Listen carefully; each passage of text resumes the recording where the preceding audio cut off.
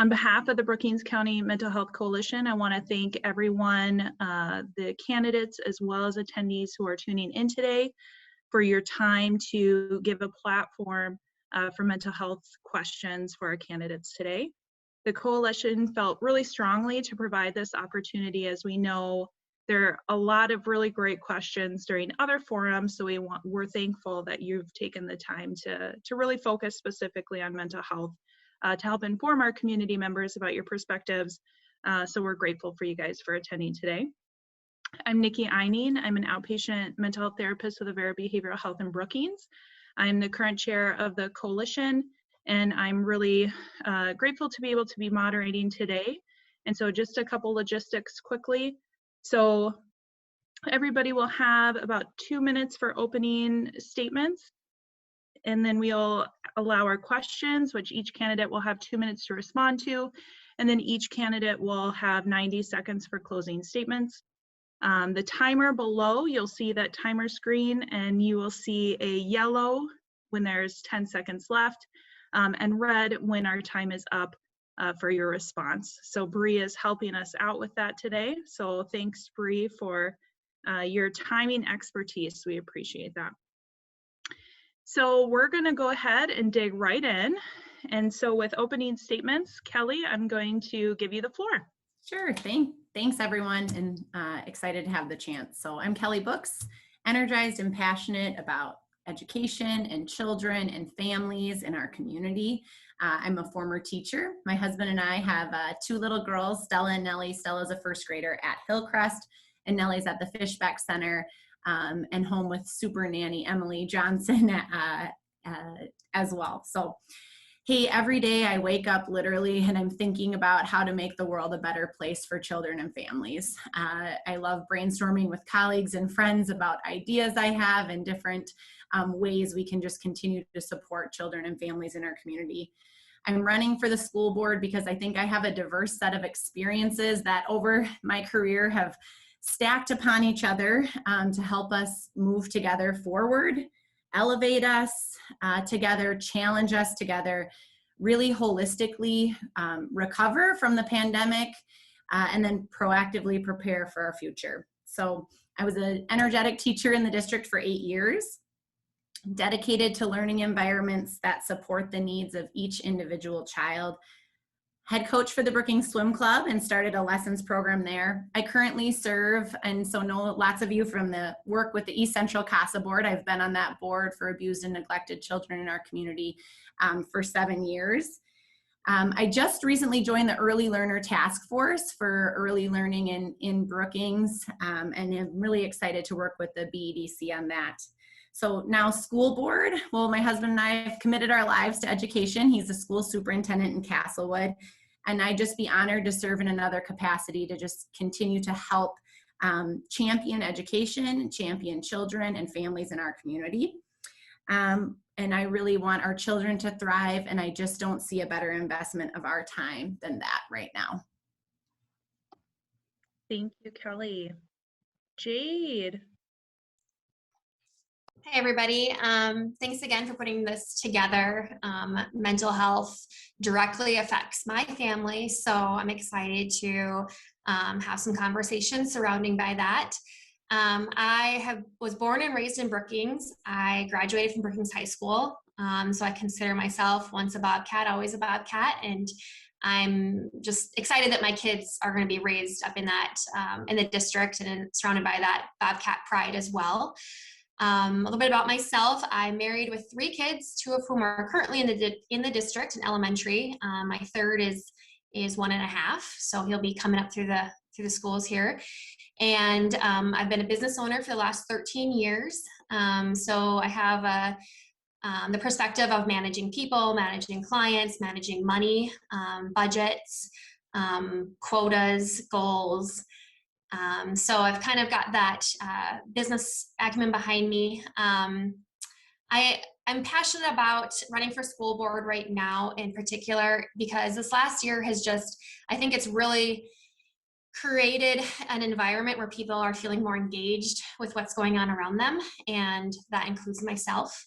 And I'm passionate about meeting unique learner needs, as my daughter has some of those needs. And I've learned a lot over the last few years about not only how we can support our learners, but our educators in the classroom and our support staff as well. So I've been engaged in these conversations on a smaller scale for quite some time now, and I want to bring that advocacy to the board. I want to be a voice for everybody. I want to be accessible, and I want just different parts of the community to be able to have input. Thank you. Thank you, Jade. And Deb.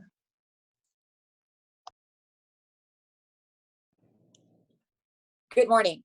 I'm Deb Debates, and I again also want to thank you for this opportunity to share with you our perspectives about the school board and running for re-election. I am running for re-election to the school board. I've served on the board for the past 3 years. And the reason I'm wanting to be involved again is that I'm passionate about education work, and youth development has also been a part of that life's work that I have been involved with. I was a high school and middle school teacher for 17 years in Canton, South Dakota. And then I returned to higher education so that I could degree so that I could become a teacher educator. And so I have a master's degree in education, and then I have a PhD in development, which I think also brings a unique perspective forward. My involvement with youth mentoring and youth development, I've been involved as a Brookings County youth mentor. I started a little sewing group called Hearts, where I work with kids in 8 through 13 in teaching them not only sewing skills, but then giving those back to the community. We gave out back to nonprofits the items that we made. I've been involved with Bienvenidos a Brookings, where we're working with kids teaching ESL classes to their parents. And I taught the activities while the parents were learning English. I've always been a strong advocate for career and technical education. That's my background. And so I continue to work with FFA, FCCLA, serving as a judge, serving as a mentor for new advisors in those capacities. I was a 4-H leader, worked at 4-H camp. And then as I think some of you know, my unique youth development experience was working as a house mother at the fraternity, farmhouse fraternity. I'm passionate about education. Because of teaching and teacher education, I advocate for kids. And so we need to support all learners and what their needs are. So I see the school board just really helping drive policy and culture, not necessarily the day-to-day things that our district is doing, but just overall encouraging that culture and really getting advice and feedback from professionals. And how do we incorporate more of that? Different suggestions. Like I said, I want to listen. I want to get ideas from people who are professionals, from people who have ideas, from parents who are struggling with certain particular unique needs. I want to hear from those because we might not be able to anticipate all needs. So it's important to continue to get feedback, to look at emerging issues. Just recently there was a lot of discussion about transgender. That's going to be an emerging issue. How do we support those learners and the environment that they're attending and learning in? So I look forward to getting more feedback from the community at large. Thank you. Thanks, Jade. So Deb, same question. What do you feel is the role of the school board in supporting improved community mental health services? Well, definitely continued involvement with the Mental Health Coalition. We have made a commitment to have a board member on the Mental Health Coalition so that we know what's going on in the community regarding mental health issues. We were able to hire a social worker this year, and that has been a huge benefit.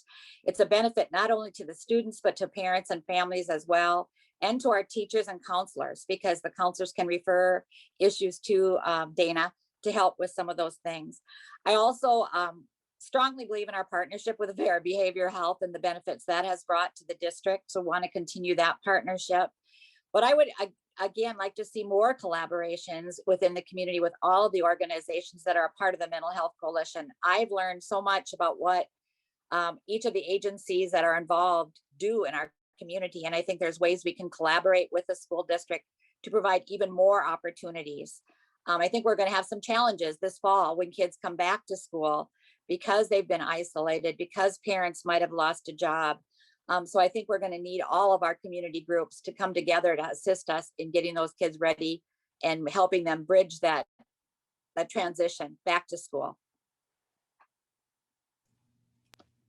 Thank you, Deb. Kelly. Yeah, thanks for the question. Yes, it takes this entire village and community of Brookings to raise our children. And I want to just keep working on building those bridges. The social worker was a great addition, and I hope we can continue funding those types of initiatives.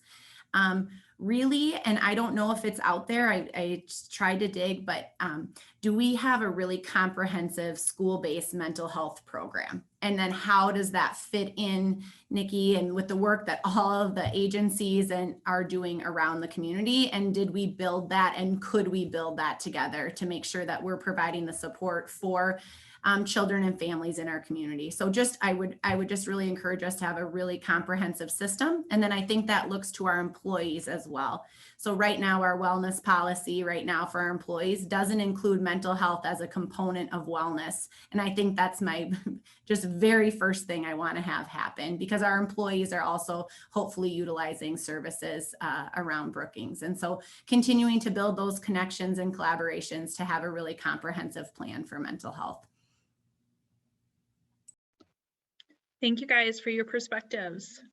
So next question, we'll have Deb kick us off. And so research identifies that increasing protective factors such as affordable housing, parenting supports, access to affordable healthcare, and much more can support overall mental health. What is your perspective on how the school board is currently doing this, or how you could support building more protective factors for the citizens here in Brookings? Okay.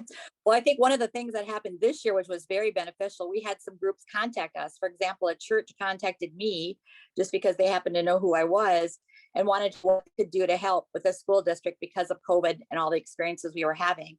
And so that led to funding for after school transportation, since we didn't have bus drivers for after school because of COVID. And that's led to the Generous Hearts program that's being offered through Beta, so that individuals that need to get some of that funding to use. So I think there's all kinds of ways we can collaborate if we just reach out and if we listen to the groups and organizations that are out there that are wanting to help. Because one church asked, that led to another church getting involved. It really can be like a tumbleweed effect if we can get those groups on board. And that's one way this mental health coalition helps us, because we know what's going on with some of those other organizations. Affordable housing, that's really a city council issue, but I know they're working on it, and I know we can encourage that. We can do whatever we can as a board to help them see the benefits of that to our youth in our community. But some of those issues are beyond the scope of what we can do as a school board, but we can certainly be collaborating and encouraging in any of those areas with the city and beyond. Thank you, Deb. Kelly. Hey, Nikki, can you just list some of those protective factors one more time? Sure. So, sorry. Yeah, when we identify increasing some of those protective factors like affordable housing, parenting supports, affordable healthcare, or more protective factors like that, what's your perspective on how maybe the school board's currently looking at that and how they can continue to expand building those protective factors? Yeah, I think really coming around the parent support piece could be a great space for the school board to start interacting in a little bit more. And I do think we have tried efforts to have parents, but really simple things about creating communities around those neighborhood schools and families, and helping people connect to one another through their community schools, building relationship parent to parent. Those little things. If you live here and you don't have any family here to help take care of kids, do you meet a mom at school that could maybe do pickup for you once in a while, or can just help with those things that we as parents of young children, you need. And I think there's a lot of great people in Brookings that will do that sort of thing. The second thing I think from a culture perspective is that we just need to allow our teachers the space to take a breath and continue to look our children in the eye every day and talk about what's going on. I know specifically when I was teaching math, there's a lot of pressure to get through a lot of academic content. And I believe strongly in strong academics, but if we don't slow down, it doesn't matter anyway, because we're not going to get through those skills. And so allowing teachers space to build the relationships they need in a really productive way to help our children. We know that abuse and neglect is reported around 30% by teachers in a school district, school nurses, school counselors, TAs, recess supervisors, all those people. We need to train them to be aware of what's going on and give them the space and the training they need for those moments. Thank you, Kelly. Jade. Well, yes, I absolutely agree with both of what these women have said, but to add to what they have given input on is, you know, again, going back to just as simple as providing those free meals. Right now, there is no cost for people to eat the lunch program. And a lot of times that is just afforded to families who, you know, have an income threshold. Well, right now during this pandemic, we've seen people who used to make six figures, you know, their taxes might show they still make six figures, but the reality is they're making way less than that. So the fact that our staff has been able to find different grants and programs and federal funding to help offset some of that, just to take a little bit of relief off when it comes to just one less thing to worry about, has been awesome that the district has done for families this year. Another thing that I think people can do in this community and the board can continue to support is the relationship between the school district and the Boys and Girls Club. That's a really safe place for kids to go to. I would encourage anybody watching this or the community to continue to give. Please give what you can financially or through your gifts to the Boys and Girls Club, because they also too are watching out for our children.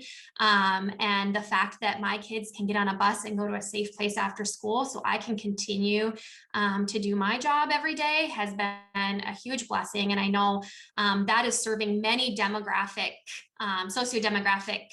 people in our community. So I would say continuing to support those types of facilities are really important to our learners, and the fact that they have a teen center. So it really fits a wide age range of learners. I would say one stressor that I've heard a lot of feedback on right now is the cost of COVID tests. These families, I had a family call me today, their kid has to go get tested because of a close contact. And they said, well, there goes another $100. And they've spent an incredible amount. So what can we do as a district if we're requiring that to help offset that cost? Thanks, Jade.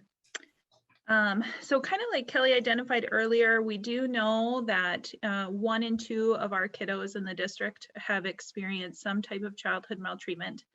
So when we talk about those statistics, what's your knowledge or conception around trauma-sensitive care? How do you feel you embody trauma-sensitive care, and what does this look like with your interactions with community members or staff within the building? And so we'll start with Kelly. That's a really big question, Nikki. Thanks. Yeah, trauma is just something that's really overwhelming to think about and deal with, and things that, you know, continue on throughout every adult lives. I mean, I think a lot of the adult issues that we're dealing with in our community, drug use and different repeated abuse and repeated neglect, is because of former trauma in their life. And so how can we get around that? I guess my current knowledge would be from my work at SDSU. I've been so lucky to be the development director for education and human sciences, and so connected to counseling and human development. And then Dr. Stacy Bourne with the play therapy. So my little Stella has been a volunteer for the play therapy training program. And so she has gone, and I've observed teachers learning these strategies through play therapy. But I think for children, play is really, really important to be able to express feelings and work through trauma. And so as much as we can encourage that, especially in our younger age classrooms, and then thinking about the system in which surrounds them, as well. And so I'm not super knowledgeable, I'm not trained, I'm a teacher, but I have gotten involved and see the importance in those items. So thanks. Trauma's scary. Thanks, Kelly. Jade. Well, we've been fortunate enough to not have to deal with this directly, but I have a couple of friends who have children whom they've adopted who have had trauma as infants and young children. And so I've heard their stories.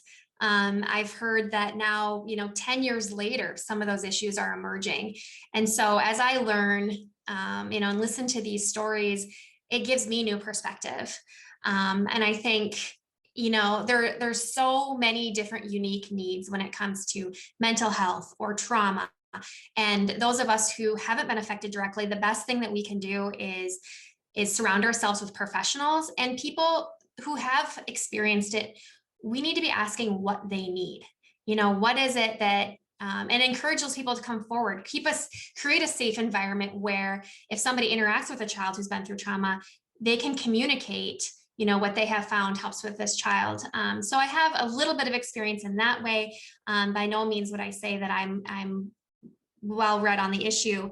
I was surprised to, there's different policies are, no touching, like you can't hug a child, you can't touch a child. And that's created in part because of some of these trauma. You don't know who's going to take, when I was in kindergarten, a teacher would hug us and it wasn't a big deal.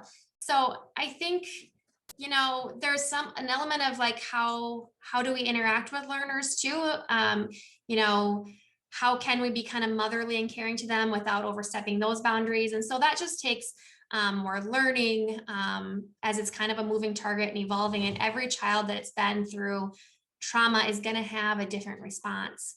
And so really just encouraging communication with that learner's caretakers, and also identifying those people who may need help too.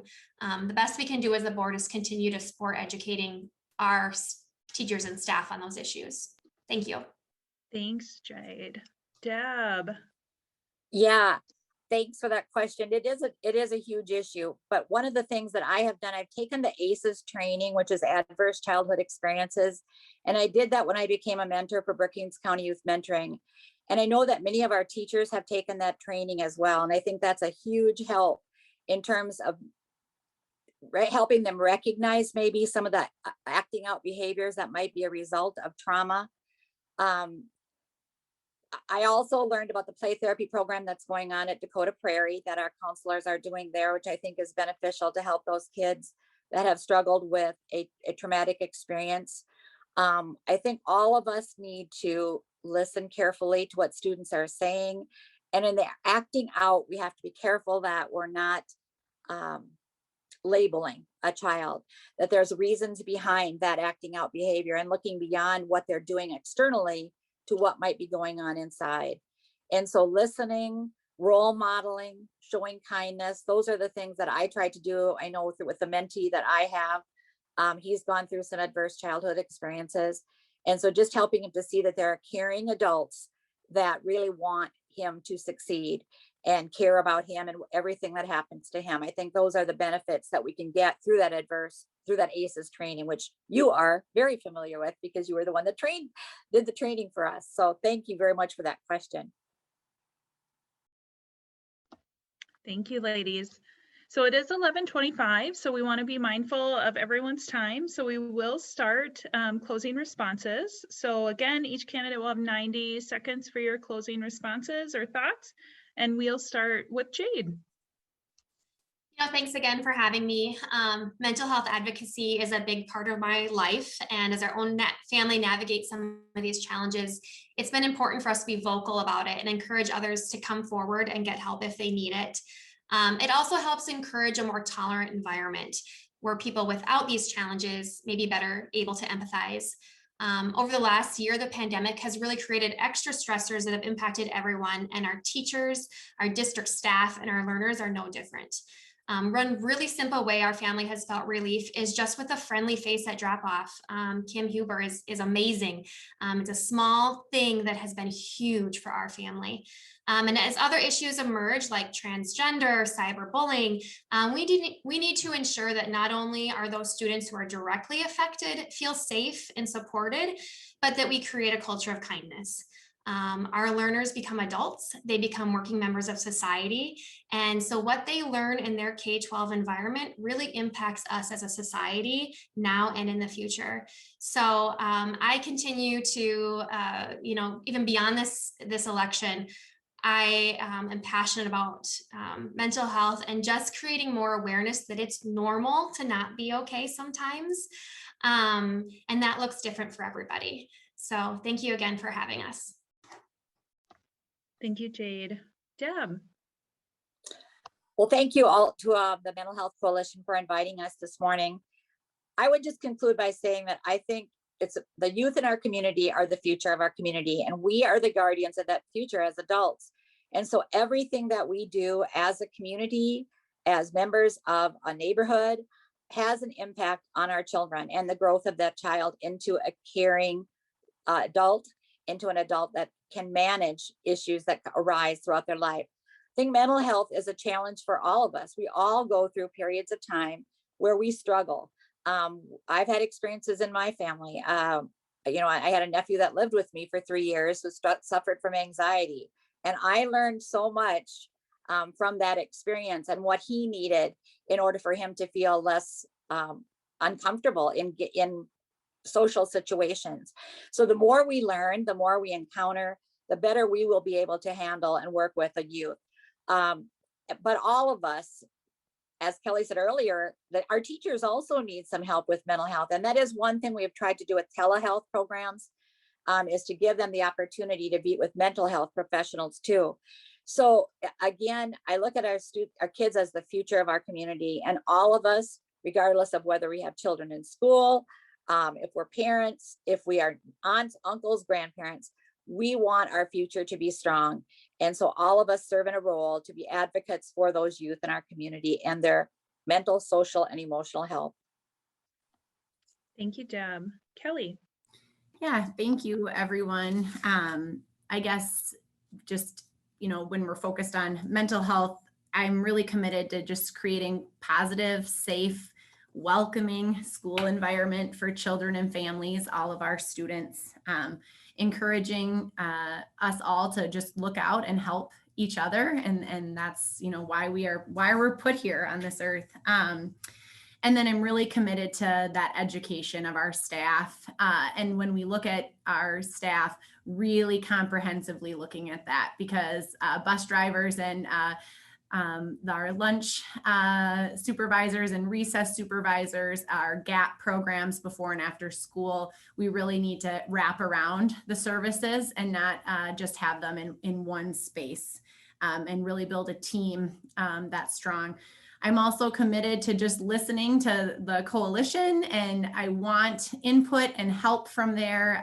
It's really, really important, and I need to continue to learn. And I know that I'm open for that now, and if I am elected. And then just working for our schools to really encourage health. Right? And overall health, and mental health is a piece of that overall health. And so what does that social emotional health look like? What does your physical health look like? And how we can continue to encourage all of that.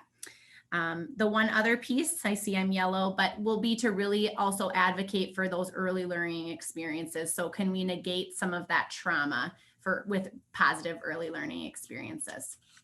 Thank you, ladies, for your time today. I really want to say, again, like some of you have acknowledged, we all have mental, social, emotional health.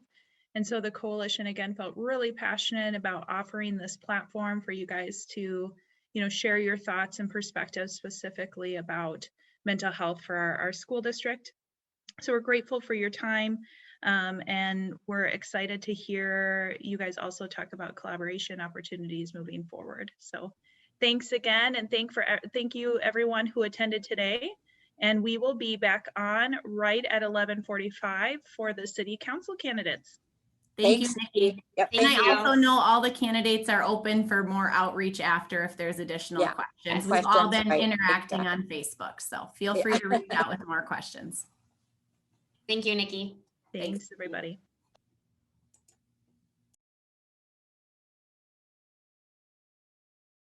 On behalf of the Brookings County Mental Health Coalition, I want to thank everybody for taking the time to be here today.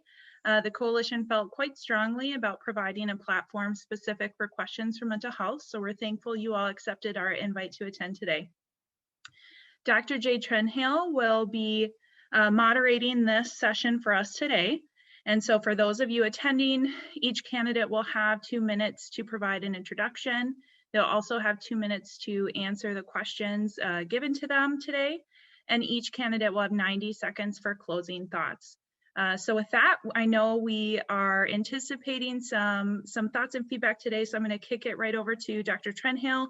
Just a slight reminder, you'll see that timer box there on the bottom. And so the timer box is Bree. And so she will be highlighting, green means go, yellow means you have 10 seconds left to wrap up your response, and red means the time has come to a limit. So please notice that timer box on the bottom. So with that, I'll kick it over to Dr. Trenhaile. Thank you, guys. Great, thank you, Nikki. Appreciate the opportunity to moderate here this afternoon. Want to welcome the candidates here as we get started, and also want to thank them for their willingness to run for this position and take an active role in their community. So candidates, thank you for that. Also want to thank the Brookings County Mental Health Coalition for organizing things today. I think it's a tremendously positive sign for the community here. With that, we want to start and have folks provide their opening comments on why they're seeking office, and let's start in alphabetical order. So Patty, we'll start with you first.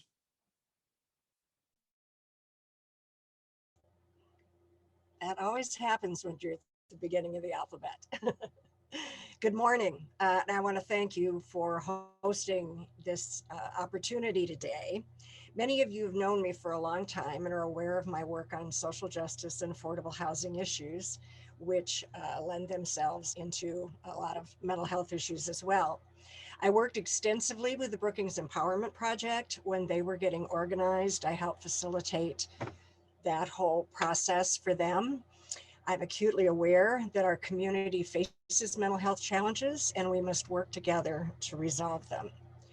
I'm motivated and I promise to be an approachable, thoughtful council member. It's important to me to remember to hear from you and to listen to your concerns. We don't always agree, but we will be civil. This past year, I proved I'm not afraid to tackle tough issues and I'm willing to learn, which is a necessary prerequisite for a good council member. As you know, this has turned into a contentious race this year, and I'm glad that we're all coming together to be able to have our conversations in this format. We must elect candidates who are concerned with the physical, economic, and social well-being of our community, and I look forward to the discussion we'll have today.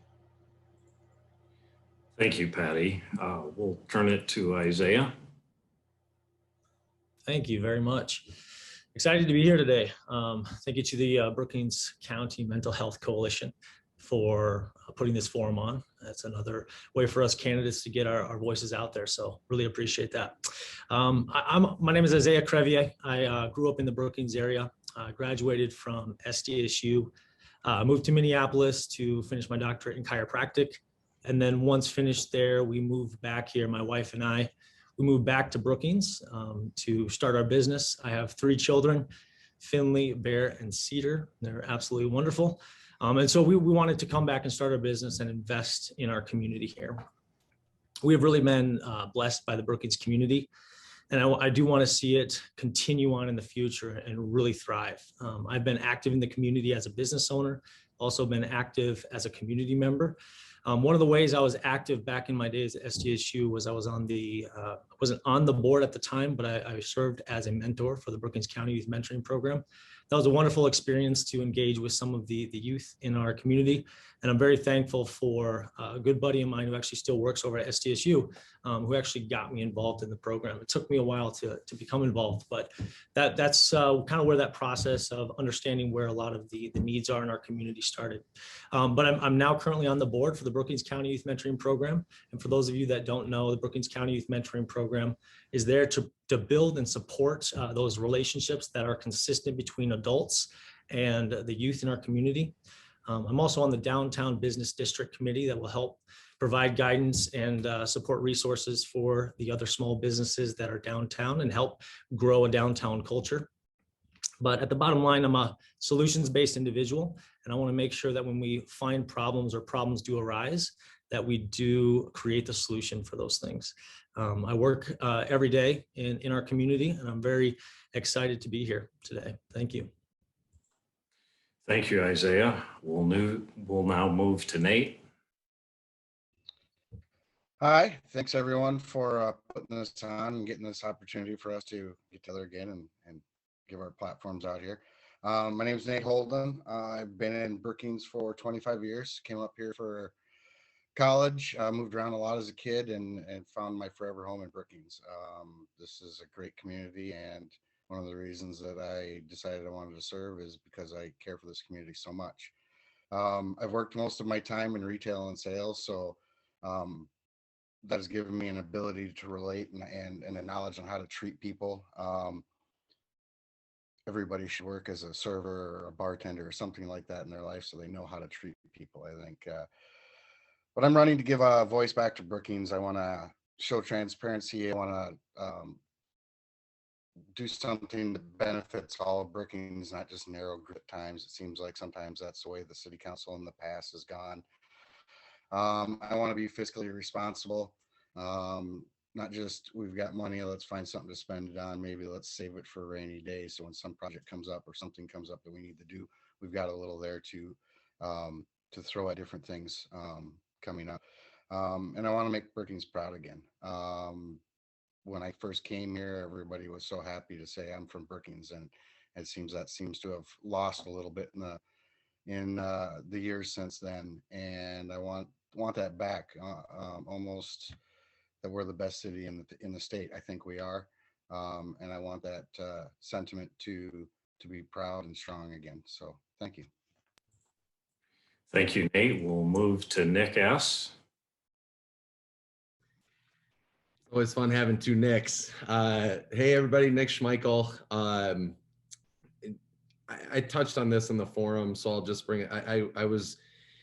I came here in 2003 to attend SDSU. Got my first job here, started my business here, grew my family here.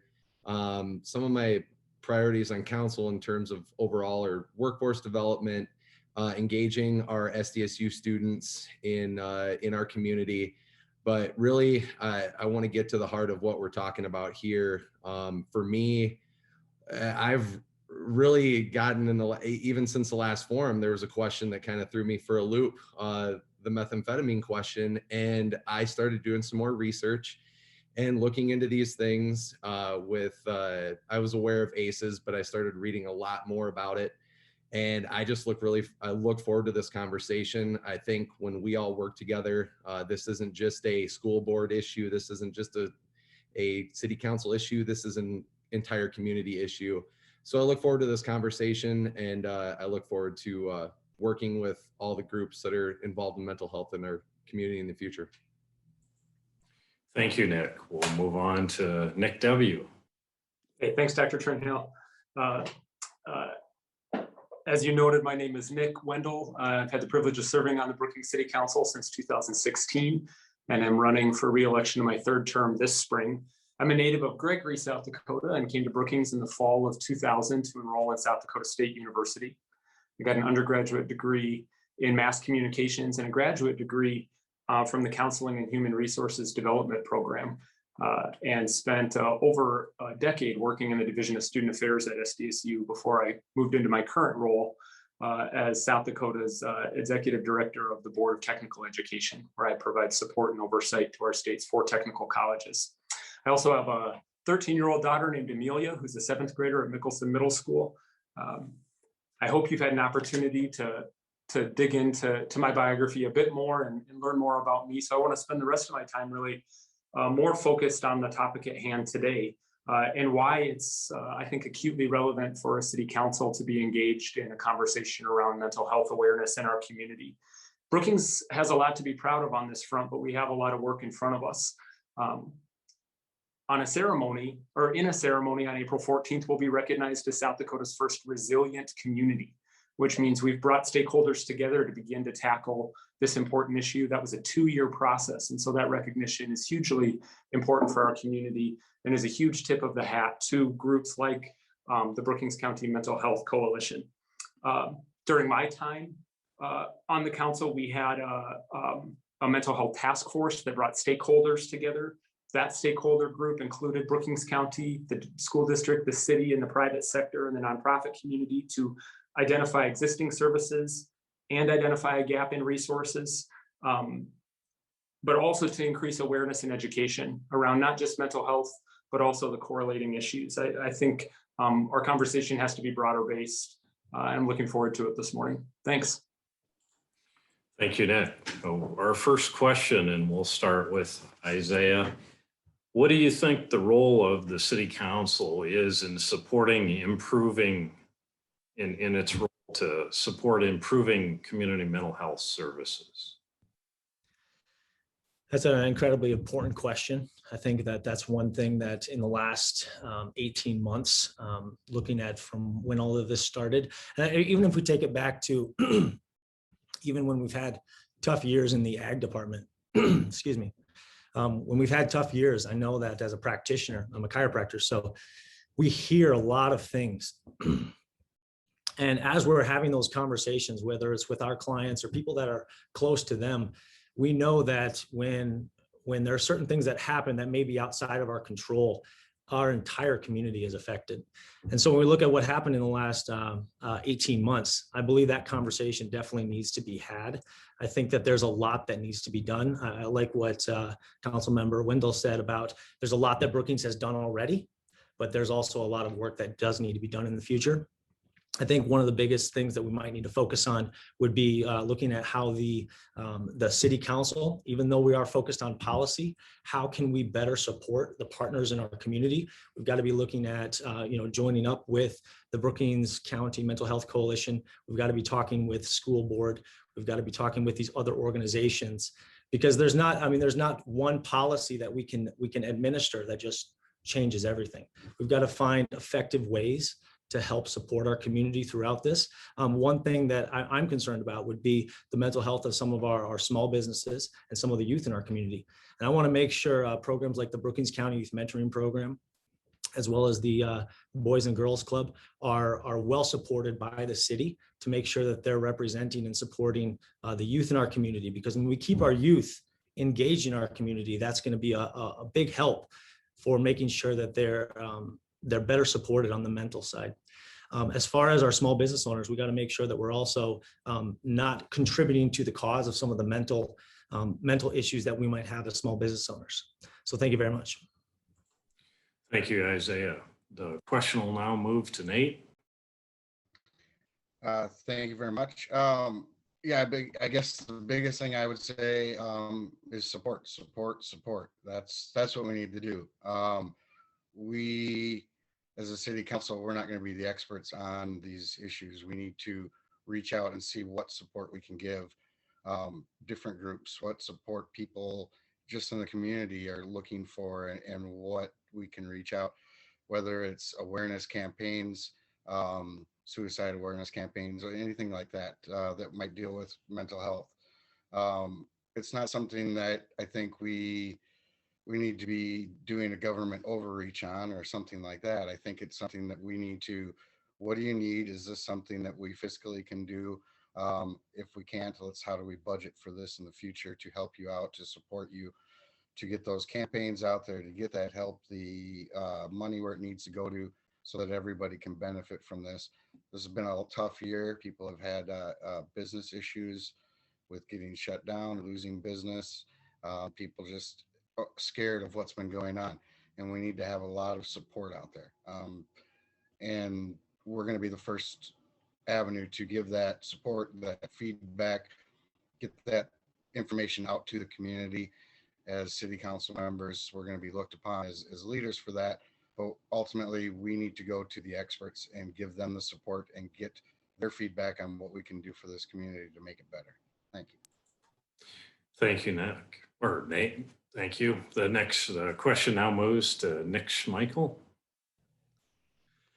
Yeah, there's, I've said this a lot, and I still think it holds true. This is a community effort, and having great groups like we have in town, and just for one, making sure that all of our outside agencies are not only fully funded like they have been in the past, but talk to them and see where we might be able to expand upon that to help with some of this. The one thing I've really learned is about mental health is we need to shift the focus from individual responsibility to community solutions. I mean, it really is a community thing. In terms of city council, I think it's important after reading some of this stuff, every city councilor, and I would be willing to do it, should be ACEs trained. Adverse childhood experiences are kind of where this all starts. And I think it would be a great opportunity for city council to bridge that gap, maybe expand upon their knowledge base, but also learn some new things that they may be able to help add to the conversation. Thank you, Nick. The question now moves to Nick Wendell. Thanks. You know, when we introduced the mental health task force a couple of years ago, I know we got some questions about the role that a city council or a municipal government should play in addressing an issue of that. One of the things of that nature, one of the things that I have found is that when we put an item on our agenda, it increases the awareness level. It increases community education around important topics. So it also gives us an opportunity to dig a bit deeper. I think a lot of folks think they understand mental health and the way it impacts individuals that struggle with mental illness. I don't think everybody understands the ripple effect it can have on individuals' lives and the ripple effect it has on a family, a neighborhood, and a community at large. It can impact housing, it can impact long-term employment, impacts access to transportation. It impacts our law enforcement community that then is responding to mental health related issues rather than criminal related issues. It impacts the way we manage our resources and the way our private sector manages their resources. And so we may be able to be a part of the conversation around addressing mental health related issues. We may be able to increase the awareness, but we also can be great partners in providing the kinds of support that can help individuals and families that are struggling with mental illness in relationship to transportation and housing and training and workforce opportunities, training our law enforcement community to understand. As participants, as Nick noted, training in ACEs, adverse childhood experiences, using that language and increasing that awareness can have a tremendous positive impact on the community. I also think Brookings is unique. We're home to the largest public university in the state. A huge number of individuals don't encounter mental illness or symptoms of mental illness until they approach young adulthood. So between the years of 18 and 24 years old, a huge number of folks come into our community in that age group. They begin to encounter symptoms. They're not close to their support system. Our community in some way needs to support these folks that are now living and working in Brookings.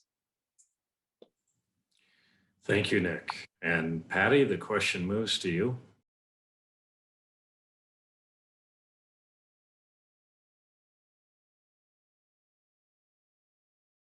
Will you repeat the question, please? It's gotten kind of muddled after several. Sure. What do you think the role of the city council, the role the city council has in supporting improved community mental health services? Well, as Nick Wendell mentioned, there are a number of ways we as a council can support. We won't, I don't think shouldn't be directly involved, but we can find ways when there are needs. Whether it's transportation, which is a big issue for our individuals with mental illness issues. A lot of the services that we fund, we need to make sure that we can fund them to the level that is needed for the individuals in our community who need mental health services. The coalition did a great job. If you've reread their recommendations, they really studied the issue and brought it forth, and recommendations that things that in our community that we can do. I know that we're working at various levels on substance abuse services, on improving our mental health services. Unfortunately, that's always been a big problem when we only have, I think, still just one licensed psychiatrist for Brookings, and a shortage of other therapists as well. So just getting direct services to our community is huge. And maybe that's something we as a council need to take a look at and say, can we prioritize that as we're looking at our next round of budgeting? Thank you, Patty.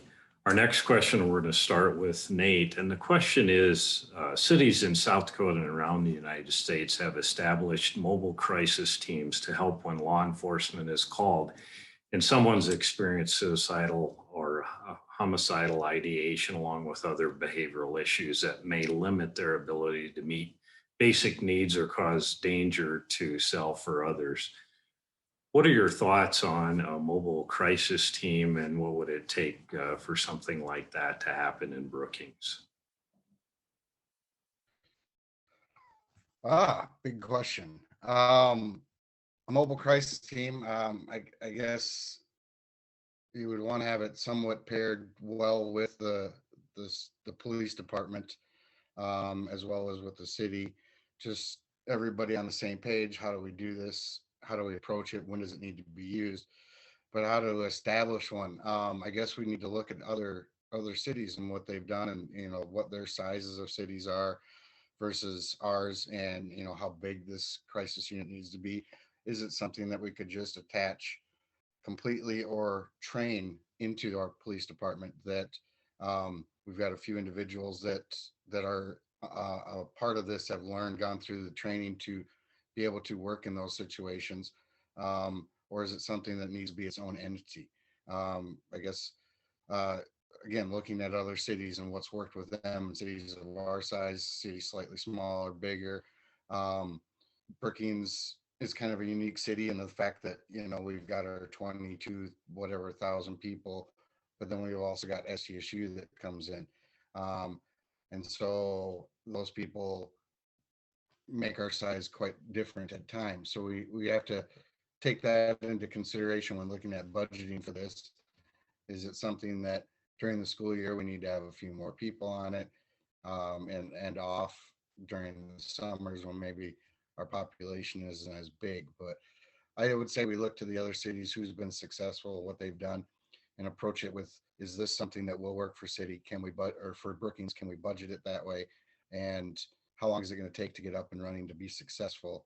And what oversight do they or don't they need from city council, or working with individuals in the mental health field to help them be effective at their jobs? Thanks. Thank you, Nate. The question now moves to Nick Schmeichel. I'll admit I don't know a lot about the mobile crisis teams. For me, I think more along the lines of being proactive within our community, working with our partners to prevent these types of things from happening in the future, but not just prevention, but also just coming together as a community to work on these things together. So we're not, just so I guess so we can focus into the future to help prevent these things. I mean, there's, death by suicide is one of the, it's a very stigmatized discussion that happens. And I mean, I don't want to see this just be a law enforcement thing, because I think there's a lot of things that play into this as well.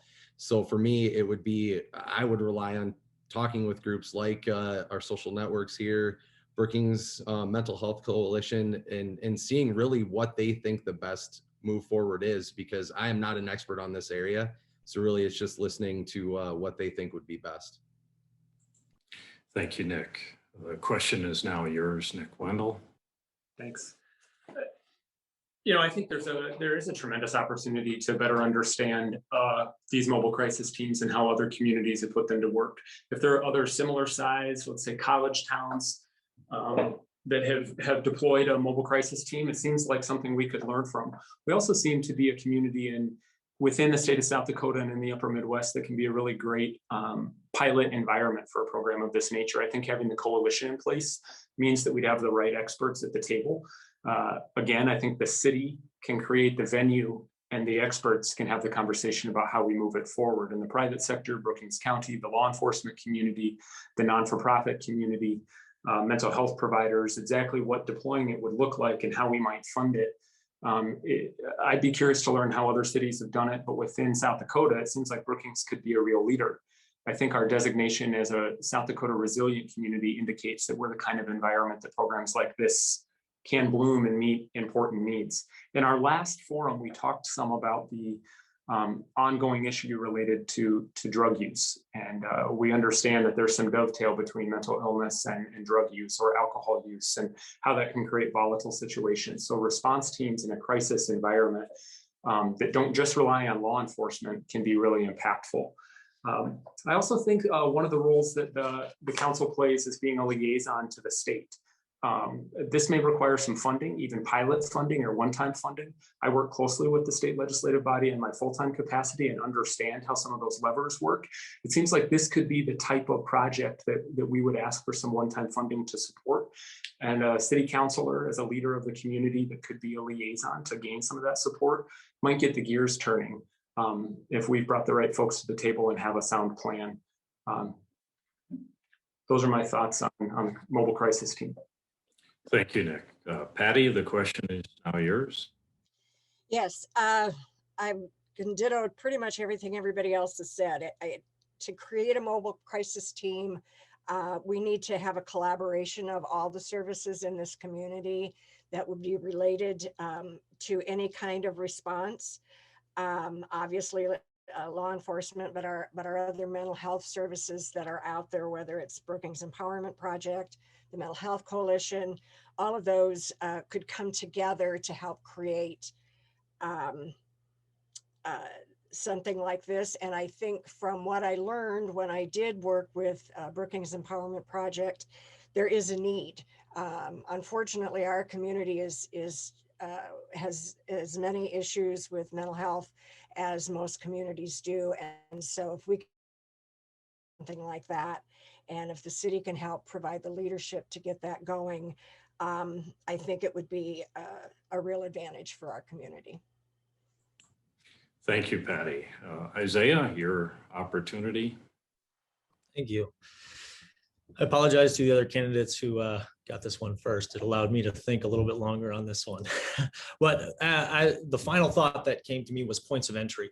Where are we seeing a lot of these issues that are coming from? Are we seeing the points of entry, such as, are we seeing it just with our law enforcement? I doubt it. I mean, we're probably seeing it from a combination of our ER, a combination of our mental health workers, combination of our youth, our school, our teachers. It's probably coming in from many different points of entry.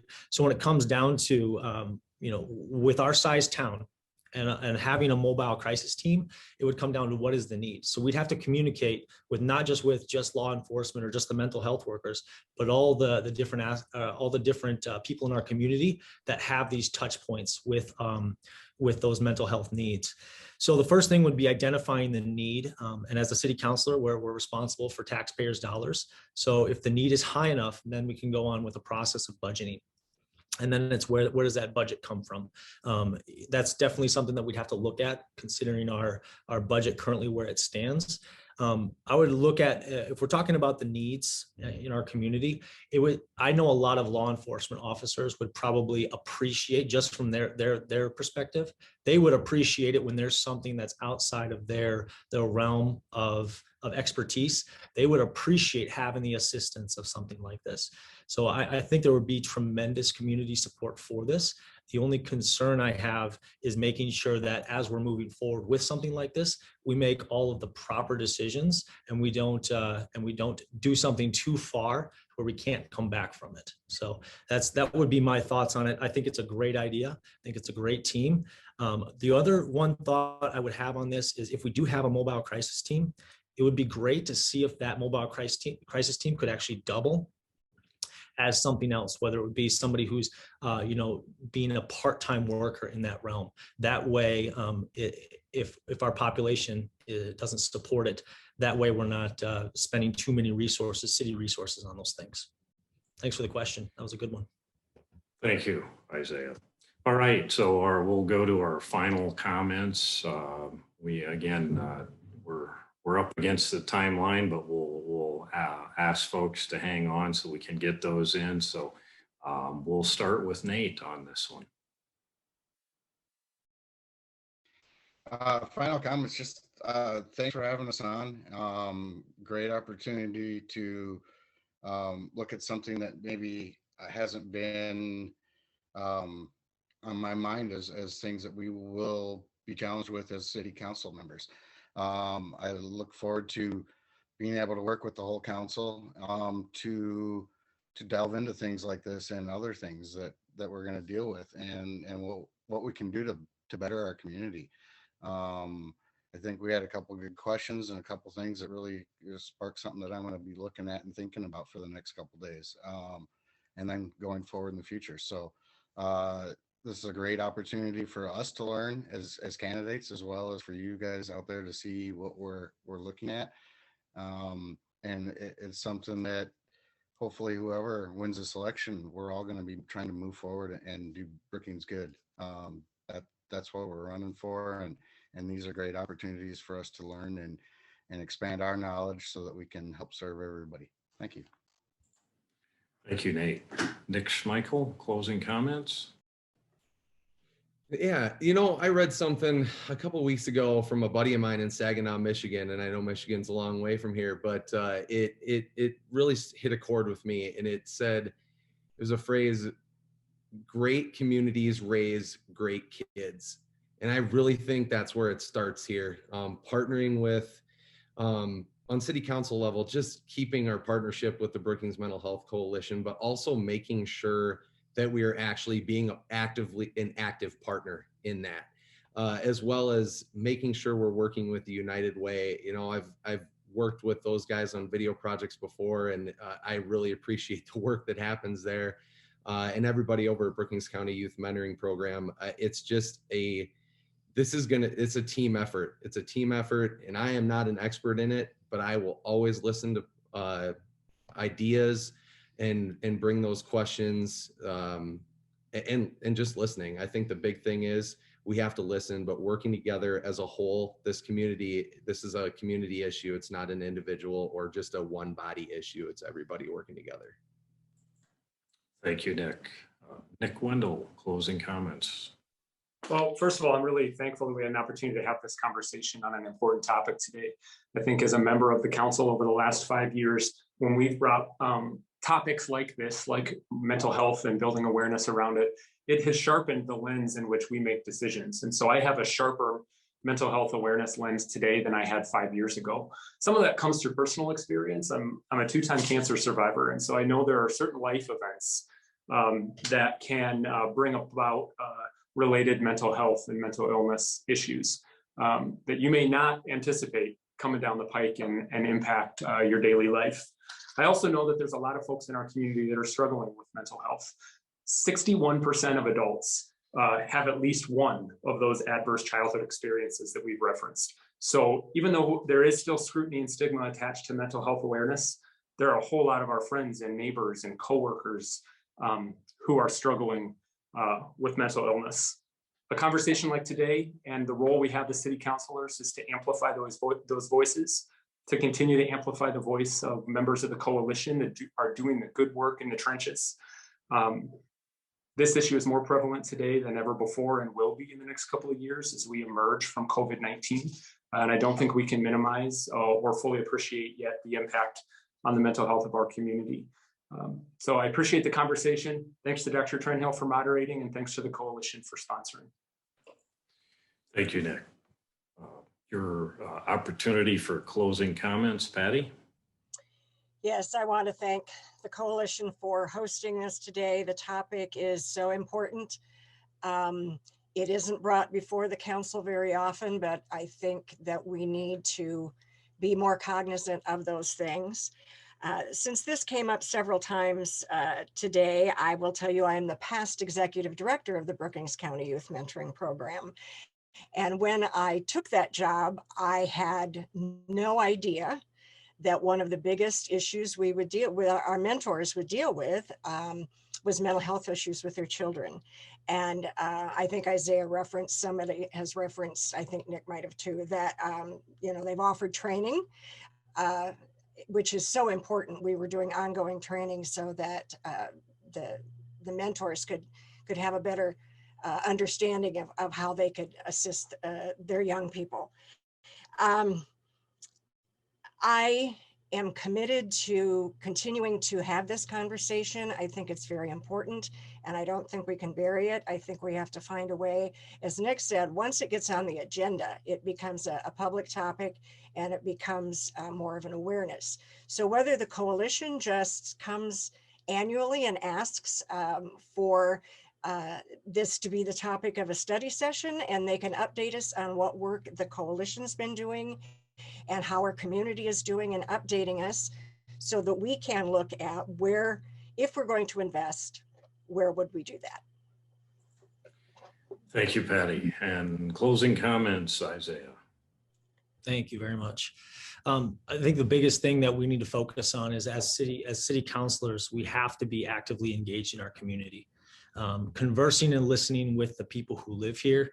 We have to be able to dialogue with everyone, including those who are our fellow council members. We have to listen to those who are impacted by each decision that we're making. As city councilors, we're also leaders and representatives of our community. We need to make sure that we do stay in our lane and focus on policy. I love the fact that we're raising awareness to this, even right now, us being on this forum, them like advertising. This is also bringing more awareness to not only the candidates, but every one of the 41 participants that we have right now, as well as the many people that would see this afterwards. So thank you very much to the Brookings County Mental Health Coalition for putting this on and even doing a great job of raising awareness in that. As a counselor, we want to meet the needs of every citizen that we can. And I would just say that if we move forward in the future, if we can do things in our community that help support the youth in our community, that's going to be where I want to put most of my focus, is the youth, because remember that those youth are the people that grow up and become leaders and developers in our community as well. So that would be priority number one. Number two would be to make sure that the adults in our community are better supported as well.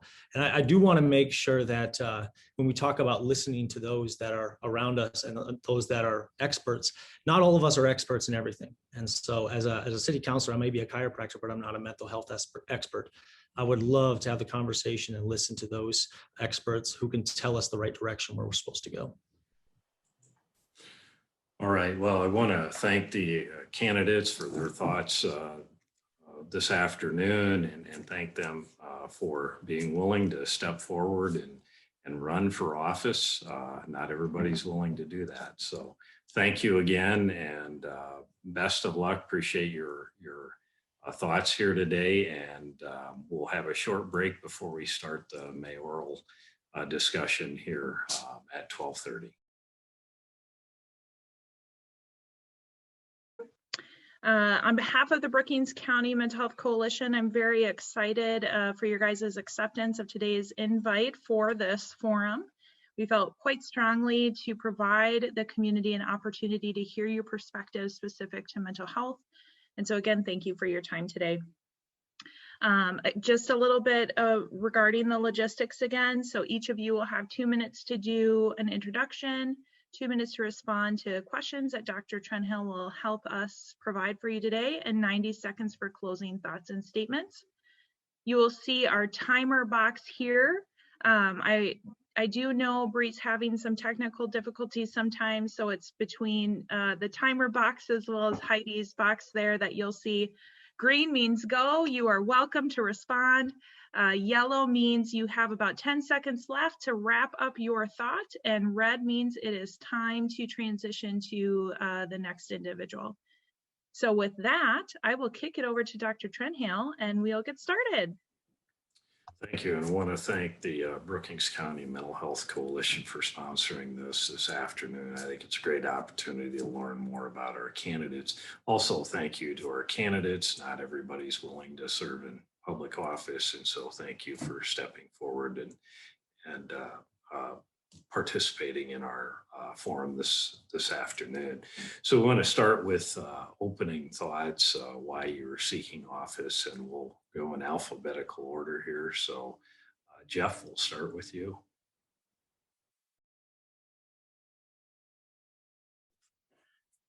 Good afternoon, and thank you to the Brookings County Mental Health Coalition. I think I'm not going to cover a whole lot of my background. A lot of people know me.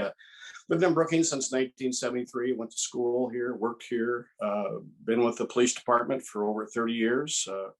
Prior to that, I've had other experience at the jail at the Brookings County Detention Center.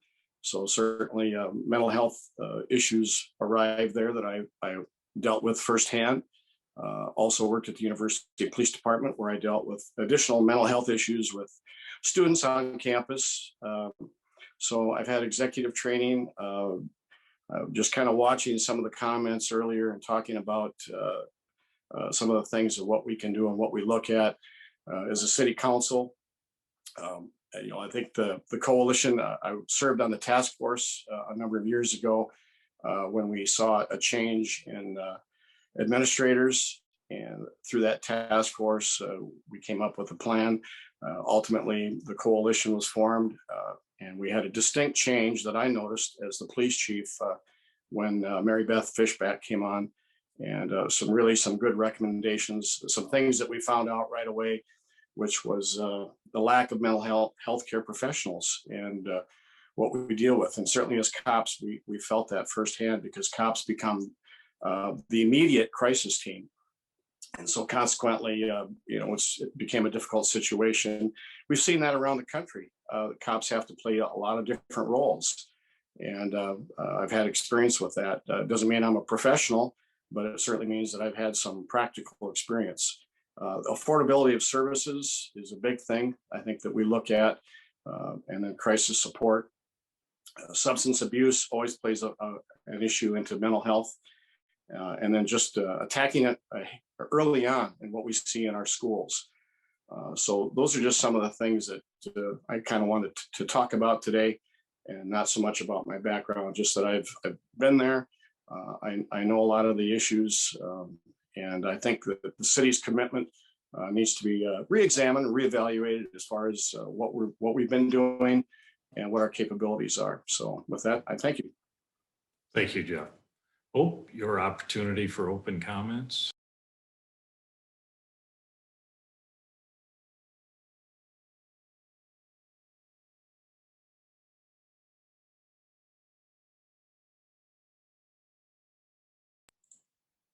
Okay, I am not seeing him on my screen. Did we lose him?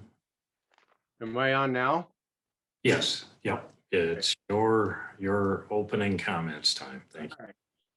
Thank you, Brookings County Mental Health, for hosting this forum. I appreciate the opportunity to express my views.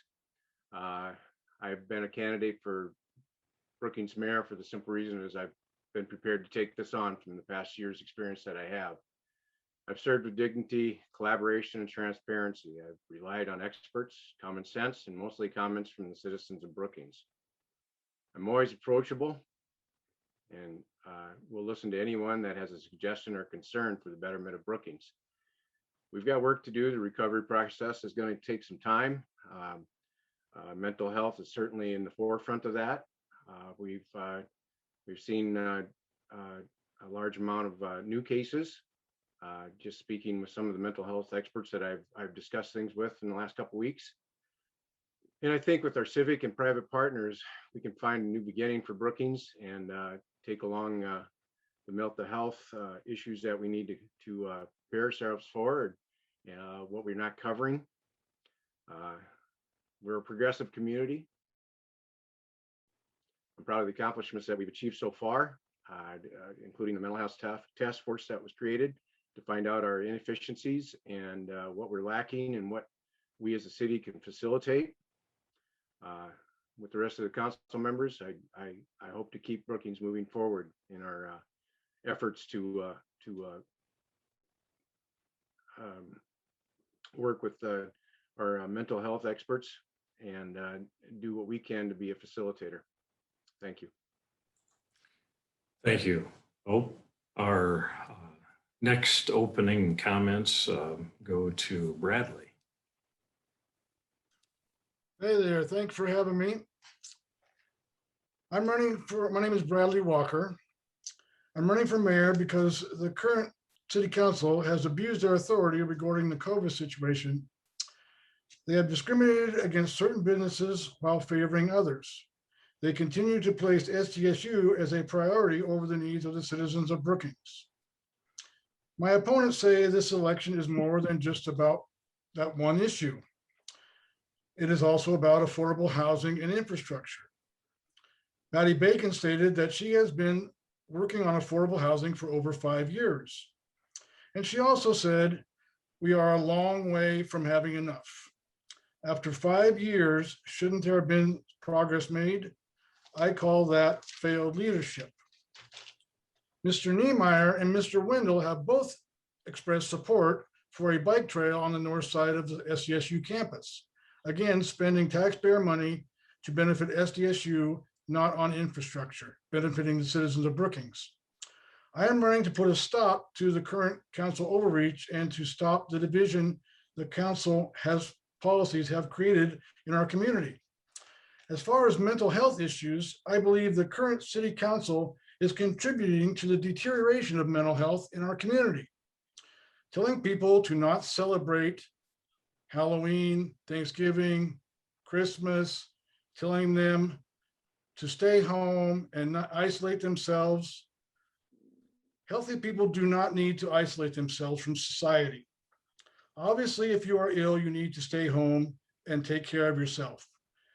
But not having weddings, funerals, or visiting other family members leads to loneliness, depression, and alcohol and drug abuse, which certainly contribute to mental health issues. Thank you.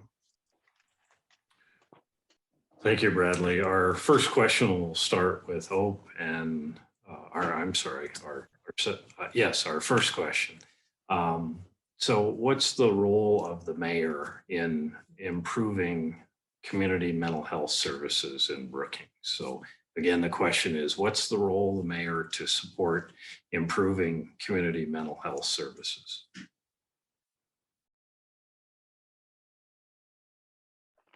Okay, so what the council has done in the past, and I would say that the mayor and the council need to approach this issue. We have brought mental health to the forefront so that it's something that's comfortable to talk about.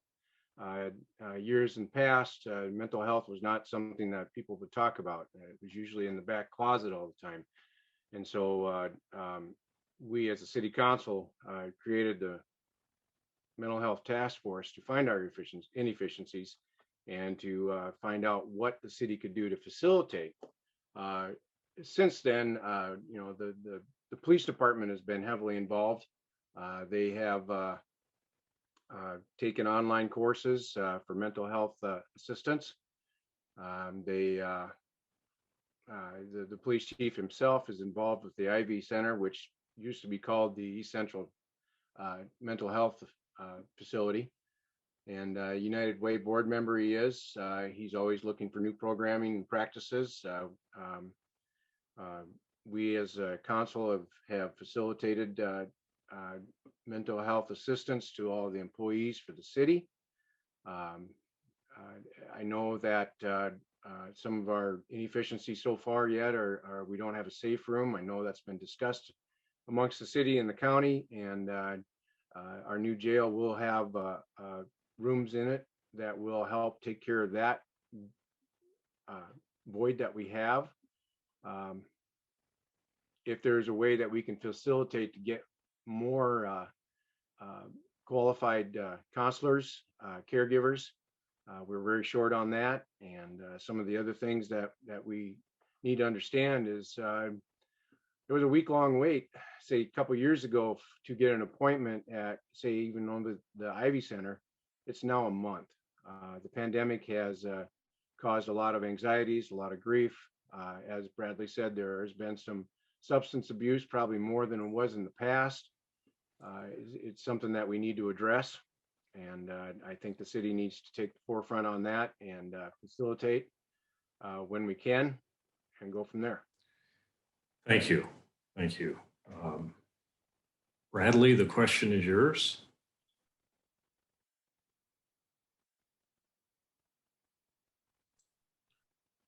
I think the mayor should be providing leadership to the community to try to bring the community together instead of dividing them, like I have stated earlier. We need to support the current programs that are ongoing and make sure that they are receiving the funding that they need to provide the services required.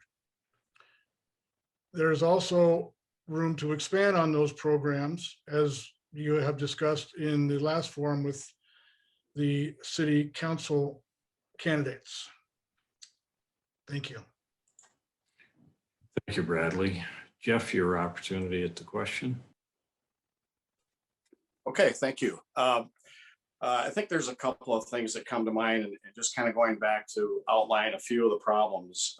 We still look at that there's appointments, problems with appointments being booked in full. I think as a council, as a mayor, we need to support MAT, which is the medical assisted treatment. I've got some recommendations that I think we should work with the school board on. The current recommended counselor per student ratio is about 1 to 250. And I think Brookings currently is sitting at about 1 to 324. So, it's a funding issue. It's a money issue. Can the school can we afford to add on more counselors? Oftentimes our counselors are there and they do a great job, but they've got a lot to handle, a lot of students, and sometimes all only that they can counsel on is academics. And so I think this is something that we need to be looking at. Currently, we're looking at nationwide, there's about 45% in our jails that suffer from mental illness, 64% in prisons. And, that's something that's indicative of what we see in our society and in our community. And so I think we need to be proactive with that. It comes down to funding. Back a number of years ago, I'm aware of that the city and the county made an arrangement or agreement that the county would fund $150,000 annually for East Central Behavioral Health, and the city would take on the financial responsibility of the library, which county residents can also use. So we need to take a look at that and see, is that still equitable between the city and the county? Is the city really paying their fair share, or should we up that? So those are just some of the things I think that we need to take some initiative and be proactive and look at. I hate to say it's about funding, but it really does come down to that. So thank you. Thank you, Jeff. Bradley, the next question will start with you. Cities in South Dakota and around the United States have established mobile crisis teams to help law enforcement when law enforcement is called and someone is expressing suicidal or homicidal ideation, along with other behavioral issues that may limit their ability to meet basic needs or cause danger to self or others. Is that something that you could see happening in Brookings? I think that's something that could be looked into. I don't know what the response time would be if one of those crisis units would be called. But I don't think that most people don't understand the amount of extensive training that a police officer goes through. The police officer is definitely a trained social worker. He is on the front line. He's the first to respond, and he has to make snap decisions according to the way people act, speak, their actions. Are they aggressive? Are they, hyped up? Are they, excited? Just the same way they have to evaluate someone if they pull him over for driving under the influence. They are trained, and they are extensively trained. And I don't think people realize that. The problem is that if there is a crisis, how long will it take for them to respond?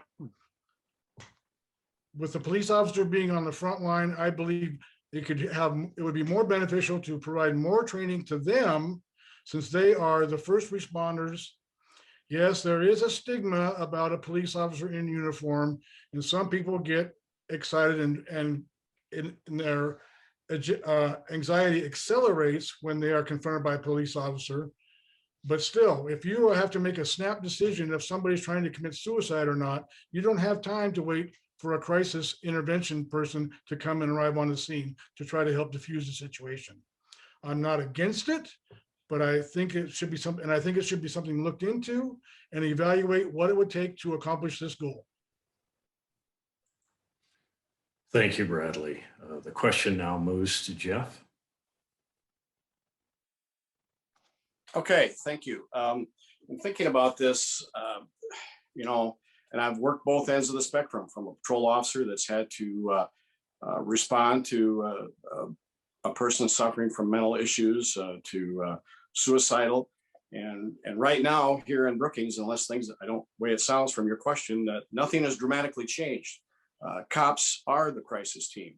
And it really is hard to ask a social worker, a counselor, clergy, whoever, to come to a location with an individual that's contemplating suicide, may have a weapon. And so that really makes it hard. And we have training. There's been training throughout the years on mental health issues. Cops have to wear a lot of hats. And so one recommendation that I would make, I guess, is currently the Brookings Police Department participates in CISM, which is Crisis Intervention Stress Management. And this was something that was started during my tenure as a chief, and I think it's been pretty successful. That's geared mostly for first responders, people that go through a crisis. But I think that's something that we might be able to tag off of. And that team is made up of law enforcement, of course, counselors, clergy, medical staff, and fire. And so that's something that we might be able to look at. I'm sure my fellow officers would say, "Oh, great, another hat we got to wear." But basically, they're doing that now. It's asking for more assistance, for more help. And are those other folks from those other fields going to be willing to respond to a location? And I think we still, as cops, we have to secure the scene and make everything safe, and then we can bring those individuals in to help deal with the problem. So I think there's a possibility there. I think there's a venue or an avenue that we can go down utilizing the CISM team that's there. Thank you. Thank you, Jeff. And now your opportunity at the question.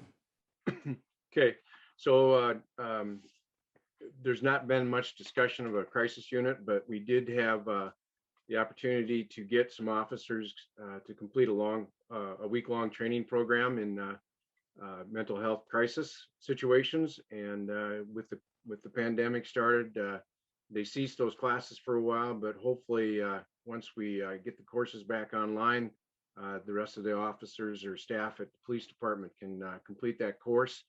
It gives them a little bit of a background so that they're not going into a situation blind. We also really, I think we need to bring the mental task force back in and reassess what has worked, what is still lacking, and go from there. And maybe with discussion on that, we can get a crisis situation unit put together. And like Chief Miller said, we don't have anybody that has complete training to put a program or a group together. And hopefully we have people that'll step up to the plate. First responders certainly would definitely fit that bill. Ambulance crews also. The hospital isn't really equipped right now to handle mental health situations. And if we can get staff willing to get educated there, that would probably be in our advantage for our community. We are working with our health providers the best we can. We are on the forefront as far as the state goes, as far as being progressive about dealing with some of the issues that we do have. So we've done what we can so far. Like Jeff said, funding is always an issue, but we did increase the funding or started funding Ivy Center also besides county after the mental health task force recommendations came out, and we upped that funding again this year. We truly know that there is definitely a financial need in that situation. Thank you. Great, thank you. Well, so we'll move to final closing comments, and we're gonna go back and start with Jeff on this one.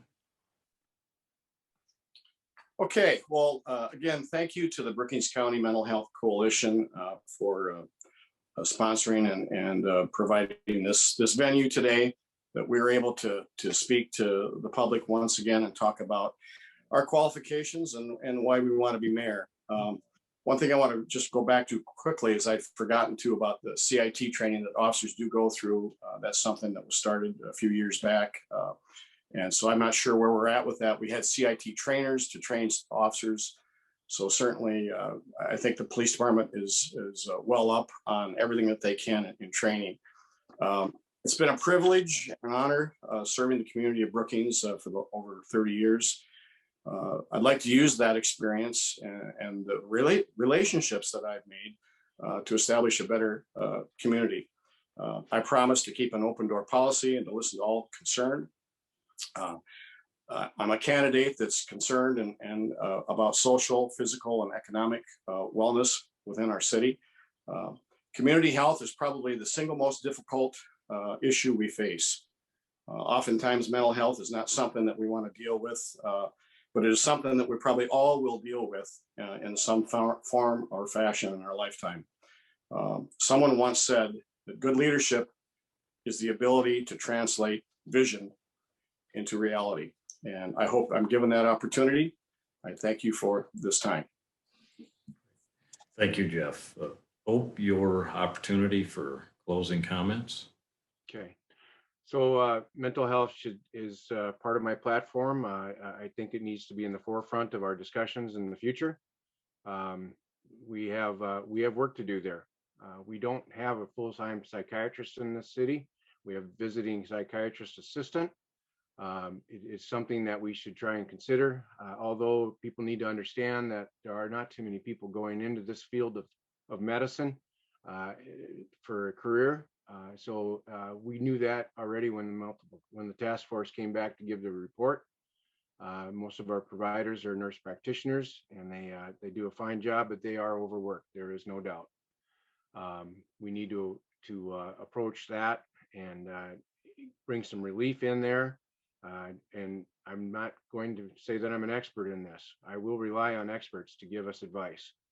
I think that I have served the city of Brookings with integrity, and I'd like to step up to the plate and become the next mayor. I'm asking for your vote. It's our civic duty as all of us as community citizens to select who will lead the city of Brookings into the future. And I personally am prepared to be mayor. I would like to thank again the Brookings County Mental Health Coalition for sponsoring this forum. And I hope everyone has a very good day. We're going to get some more moisture here. That'll be awesome. So thank you. Thank you, Hope. And Bradley, your opportunity for closing comments. Thank you. Mr. Niemeyer has stated recently that his main focus is post-pandemic recovery. This cannot be achieved until businesses are assured that sanctions on them will not be reimposed at the whim of the city council. I have been asking the current incumbent candidates, in fact, all candidates, to pledge to end all restrictions and mandates at the earliest opportunity and to commit to not reimposing them. So far, no one has responded. Their silence is confirmation that they don't intend on reopening anything and will continue to kick the can down the road. I pledge to work to remove all sanctions and mandates permanently. I also think that in order to improve mental health situation around here, we need to elevate the families that are in the poverty level. Approximately 1/4 of families in Brookings live below the poverty line. This means providing better paying jobs so people can have a good self-worth about themselves and be able to provide for their families and move on to home ownership instead of living paycheck by paycheck, which leads to, how am I going to pay my bills? What am I going to do next week? This bill, what if my car breaks down? So overall, I believe that improving the economic stability of our community would greatly improve our mental health situation. Thank you. Thank you, Bradley. And that brings us to a conclusion for the forum this afternoon. Nikki, did you have any closing comments? So on behalf of the coalition, we want to thank you all again for attending and giving us your time. Come past April 13th, we're excited to look at the possibility of collaborating with hopefully one of you. And so again, this will be recorded, and so will be available for you to share with others via whatever platform you wish. So thanks again for your time and answering our questions today. And thanks, Dr. Trenhaile, for moderating. Thank you.